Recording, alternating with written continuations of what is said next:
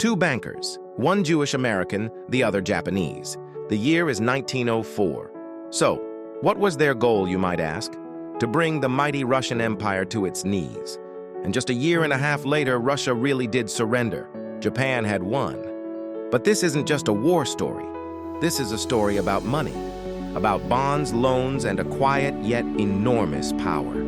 In short, it's the story of how two bankers changed both Russia and Japan forever.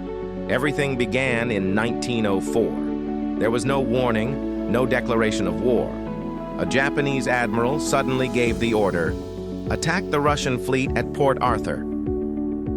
The assault sank several Russian ships and trapped the rest in the harbor. Japan now controlled the seas. They knew their enemy well. Time was against them, because if Russia sent reinforcements from the west, the war could be over. So they didn't wait. By March, Japanese troops had already set foot on the Asian mainland. The goal was clear: cross Korea, enter Russian-held Manchuria, and win, no matter the cost. The first land battles began, and for the first time in history, an Asian nation defeated a European empire in modern warfare. It was incredible, but the war wasn't over yet. Both Japan and Russia were preparing for a long and costly struggle. And here's where the story gets interesting. Because Japan's real power didn't come from its soldiers, it came from its money. The true force behind the war, the Bank of Japan. In just a few decades, Japan had risen from a feudal society to an industrial giant. It modeled its system after the British, created a national currency, and adopted the gold standard.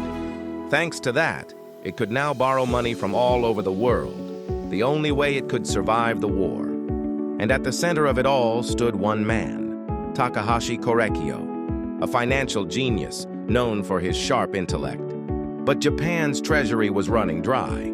Takahashi traveled the world searching for loans, but every door was slammed in his face, until fate brought him face to face with Jacob Schiff.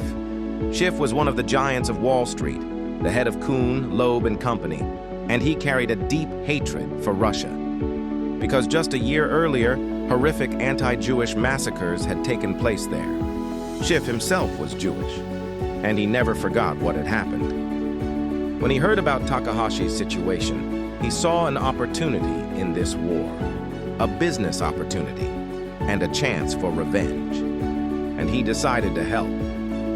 Thanks to Schiff, Japan secured a loan of $200 million from American markets, an unbelievable amount at the time, worth billions today.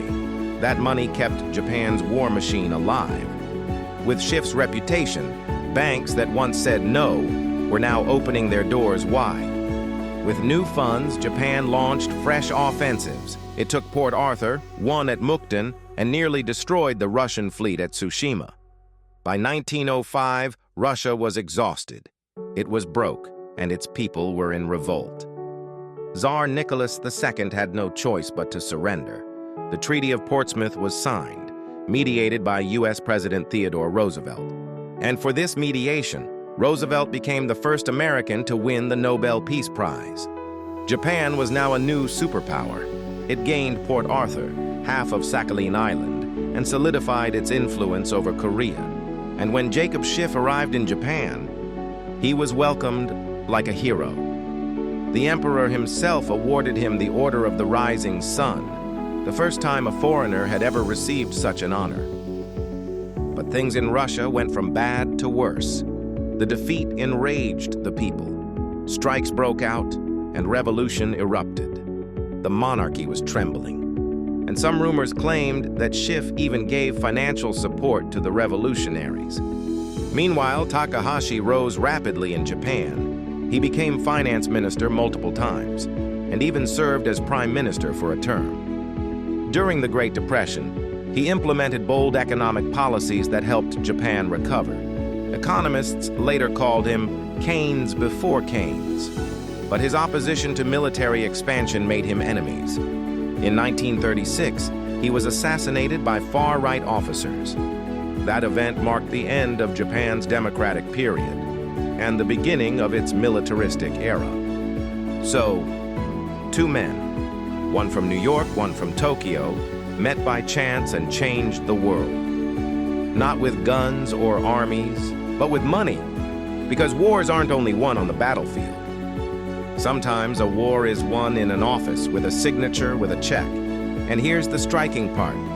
Two bankers, whose names most people don't even know today, toppled an empire and lifted a nation. If you've watched this far, drop a $sign in the comments. Who do you think really wins wars? The generals or the bankers?